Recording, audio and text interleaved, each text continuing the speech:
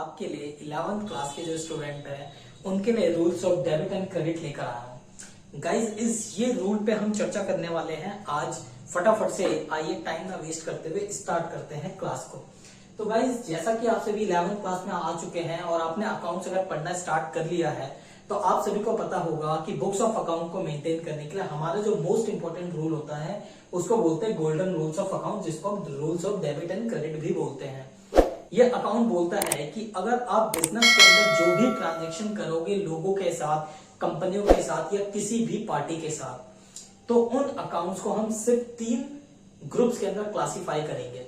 हमारे पास majorly accounts 2 तरह के होते हैं, एक होता है पर्सनल अकाउंट और दूसरा होता है गाइस इम्पर्सनल। इन दोनों को हम लोग बोलते हैं इम्पर्सनल अकाउंट और इसको बोलते हैं हम ओनली पर्सनल अकाउंट। तो बेसिकली मॉडर्न अप्रोच के अकॉर्डिंग अकाउंट 2 टाइप्स के होते हैं, पर्सनल और इम्पर्सनल। इम्पर्सनल के 2 पार्ट्स होते हैं, real and nominal. Personal account क्या होता है? जब भी आप किसी इंसान के साथ कोई डील करते हो बिजनेस के अंदर, जैसे आपका बिजनेस अगर लेट सपोज इलेक्ट्रॉनिक मोबाइल्स बेचने का है तो आप कस्टमर को माल बेचोगे, राम को, श्याम को, सीता को, गीता को, मोना को, जिसको भी बेचोगे वो क्या है? इंसान। तो वो आएंगे पर्सनल अकाउंट में।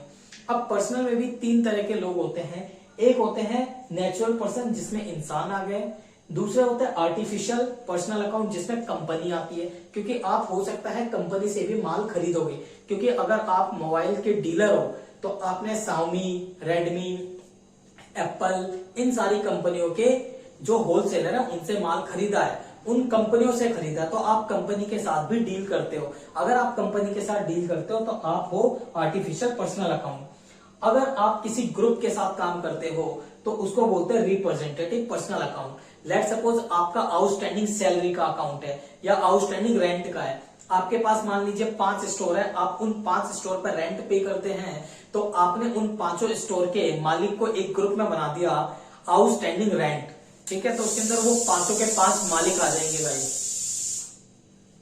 ठीक है? तो मान लीजिए आपने क्या करा, आपके पास मान लीजिए 5 स्टोर है और उन 5 स्टोर का रेंट आप पे कर रहे हैं, तो आप अलग अलग मालिक को ना रिकॉर्ड करके आप क्या करते हैं, आप सभी को एक ही अकाउंट में रिकॉर्ड कर देते हैं आउटस्टैंडिंग रेंट में।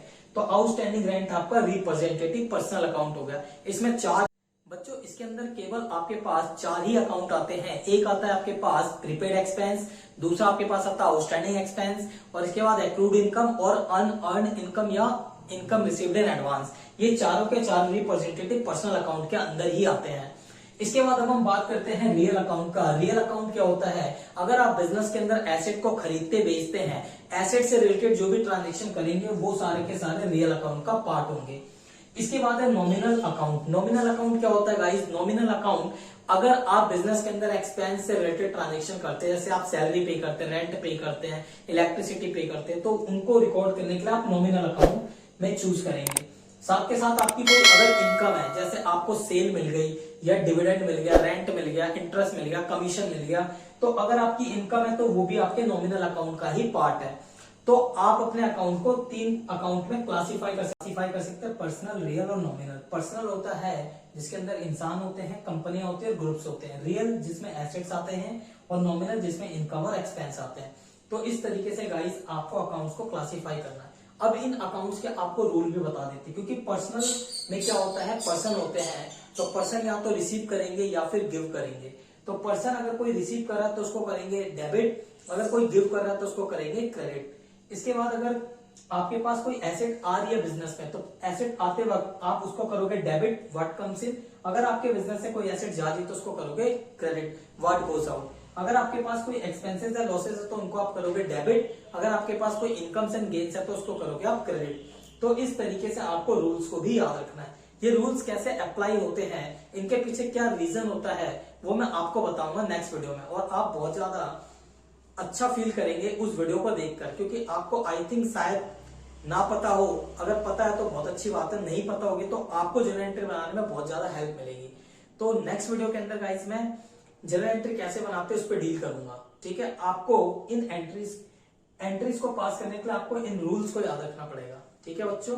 तो वीडियो को लाइक कीजिए, चैनल को सब्सक्राइब कीजिए, बेल आइकन को कर दीजिए प्रेस। अब हम मिलते हैं नेक्स्ट वीडियो के अंदर।